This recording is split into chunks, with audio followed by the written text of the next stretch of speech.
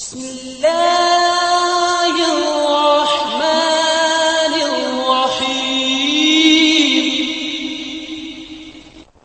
அஸ்ஸலாமு அலைக்கும் வரஹ்மத்துல்லாஹி வபரகாத்தஹு. பாடம் 32.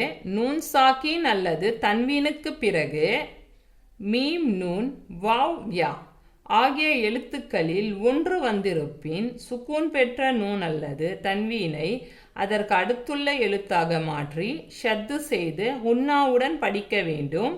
மேலும் யா அல்லது வாவை நூன் சாக்கின் அல்லது தன்வீனில் முழுமையாக இணைத்துவிடக்கூடாது.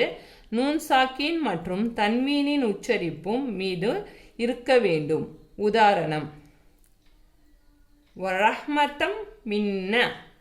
நார்மலாக நம்ம நல்லா உன்னா செஞ்சு படிப்போம், அந்த நூனை மூக்கில் மறைச்சி படிப்போம் இல்லையா. இதில் முழுமையாக இது பண்ணாதீங்கன்றது தான் இந்த சட்டத்தில் சொல்லியிருக்காங்க. மீம் நூன் வாவ் யா இந்த 4 எழுத்து வந்துச்சுன்னா சுக்கூன் பெற்ற நூன் அல்லது தன்வீனை அதற்கு அடுத்துள்ள எழுத்தாக மாற்றி ஷத்து செய்து உன்னாவுடன் படிக்க வேண்டும். மேலும் யா அல்லது வாவை நூன் சாக்கின் அல்லது தன்வீனின் முழுமையாக இணைத்து விடக்கூடாது. இந்த தன்வீனில் இந்த மீமையும் நூனையும் ரொம்ப அழுத்தி படிக்கக்கூடாதுன்றது சொல்கிறாங்க. சரியா? ரஹ்மத்தம் மின்ன, ரஹ்மத்தம் மின்ன, ரஹ்மத்தம் மின்ன. சரியா? இந்த மீமை எப்போவுமே மீமுக்கு ஷத்து இருந்துச்சுன்னா நம்ம உன்னா நல்லா மூக்கில் மறைச்சி உன்னா செஞ்சு படிப்போம். ஆனால் இப்போ இதை முழுமையாக படிக்காதீங்க இந்த சட்டத்தில் சொல்கிறாங்க. சரியா? ஆனால் உன்னா செய்கிறோம், ஆனால் இந்த நூனை உன்னா செய்கிறோம், இந்த மீமை மட்டும் உன்னா செய்கிறது நார்மலாக ரொம்ப இணைக்கக்கூடாதுன்றது தான் இந்த சட்டத்தில் சொல்கிறாங்க. வரஹ்மத்தம் மின்ன, வரஹ்மத்தம் மின்ன. மிம் மசதின், மிம் மசதின், மிம் மசதின்.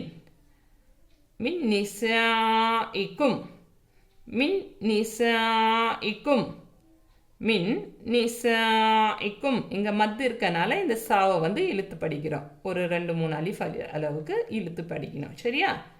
அஸாபன் நுக்ரன், அஸாபன் நுக்ரன், அஸாபன் நுக்ரன், அஸாபன் நுக்ரன். ஹுசூவம் வலஇபன், ஹுசூவம் வலஇபன், ஹுசூவம் வலஇபன். மிவ்வாலின், மிவ்வாலின், மிவ்வாலின், மிவ்வாலின்.